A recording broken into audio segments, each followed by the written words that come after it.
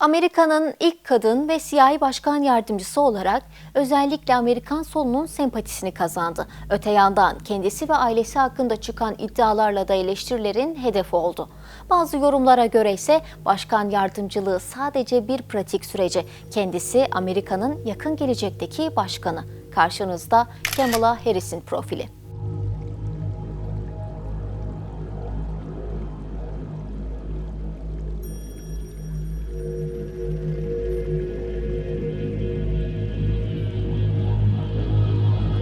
1964'te doğan Harris, çocukluğunu politik olarak aktif olan göçmen ebeveynleriyle birlikte Kuzey Kaliforniya'da bulunan ve sol çevrelerin ağırlıklı olarak yaşadığı San Francisco Körfez bölgesinde geçirdi. Jamaika göçmeni bir aileden gelen babası Donald Harris, Stanford Üniversitesi profesörü ve Marksist bir iktisatçı. Harris ise kariyer olarak hukuku seçerek Hastings Hukuk Okulu'ndan 1989 yılında mezun oldu. 2003 yılında San Francisco'nun ilk kadın eyalet savcısı oldu. 2010 yılında ise 32. Kaliforniya Eyalet Başsavcısı seçildi. Bu arada siyasetle de ilgilenmeye başladı. 2016 yılında Demokrat Parti'den Kaliforniya senatörü olarak seçildi. 2020 seçimleri ise Kamala'ya başkan yardımcılığı yolunu açan seçim oldu. Liderinin tekrar aday olamayacağı kararlaştırıldığında Demokrat Parti'nin Clinton kanadı Harris'i bu iş için hazırlamaya karar verdi. Ortaya çıkan belgelere göre 2017 yılında Hamptons'ta gerçekleştirilen kapalı bir toplantıyla Harris, Demokrat Parti'nin elitlerine tanıtıldı. 2020 yılı gelip çattığında önceden Biden hakkında ağır ithamlarda bulunan Harris, Clinton kanadının adayı olarak Biden'ın kampanyasındaki ikinci isim oldu.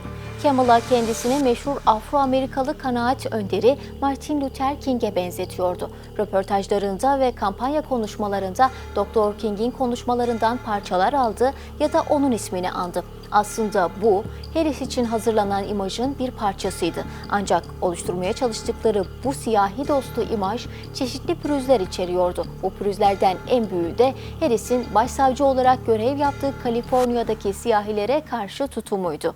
New York Times'ta yer alan makaleye göre savcılık görevi sırasında Harris, Afro-Amerikan siyah toplumunun ihtiyaçlarına karşı duyarsız, hatta düşmanca tavırlar sergiliyordu. Harris'in siyahi dostu imajındaki bir pürüz de ailesiydi. 2018'de Kamala Harris'in babası Donald Harris, kaleme aldığı bir makalede Jamaika'da siyahileri köleleştiren İrlandalı Hamilton Brown'un soyundan geldiğini söyledi. University College London'daki İngiliz köle mülkiyetinin mirası araştırma merkezine göre Hamilton Brown, Jamaika'da yerleşik köle sahibiydi. Birleşik Krallık Ulusal Arşivlerinde yer alan belgeye göre Kamala Harris'in büyük dedesi Brown, 1826'da en az 121 köleye sahipti. Harris'in kampanya için oluşturulan imajı bu gerçeklerle çelişiyordu. Ancak Amerikan medyası Harris'i sadece başkan yardımcısı olarak değil, geleceğin başkanı olarak görmekteydi. Henüz seçim yarışı devam ederken Ağustos ayında CNN'e verdiği bir makalede Biden'ın kenara çekilmesi halinde Harris'in başkanlığı üstlenebileceği yazıyordu. Peki bir Amerikan başkanı neden kenara çekilsin ki? 77 yaşındaki Biden'ın zihinsel ve fiziksel uygunluğuna ilişkin yaygın spekülasyonlar var. Genel olarak kabul edilen bu zayıflık pek çok kişiye Biden'ın tek bir dönem için hizmet edip edemeyeceğini sorgulatıyor.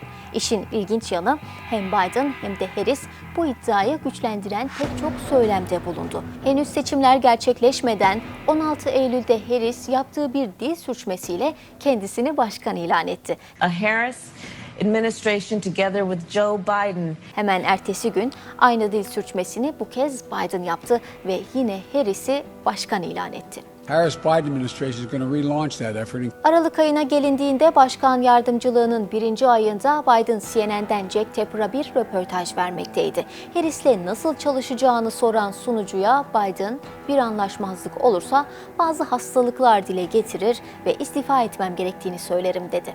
Yorum muhtemelen şaka olsa da Biden'ın göreve başlaması durumunda yönetimde gücü gerçekten kimin elinde tuttuğuna dair şüpheleri besledi. 18 Mart'a gelindiğinde ise Biden verdiği bir demeçte Harris'i başkan olarak takdim etti.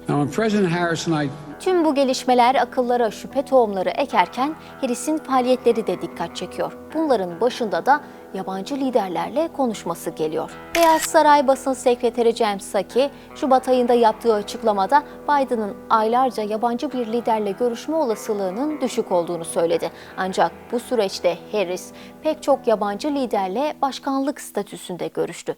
Fransa Cumhurbaşkanı Emmanuel Macron, Kanada Başbakanı Trudeau ve İsrail Başbakanı Benjamin Netanyahu bu isimlerden. Geçtiğimiz günlerde de Harris, Norveç Başbakanı Erna Solberg'le güvenlik ortaklığı konulu bir telefon konuşması gerçekleştirdi. Medya Harris'in Norveç Başbakanı ile görüşmesini verdiği sırada Biden bir hırdavatçıda oraya neden gittiğini anlatmaya çalışıyordu. Peki bu normal mi? Kısa cevap hayır. Bu normal değil. Aslında Kamala Harris'le ilgili hiçbir şey normal değil. Ve öyle görünüyor ki iddiaların ve şüphelerin merkezindeki bu ismi yakın tarihte daha çok duyacağız.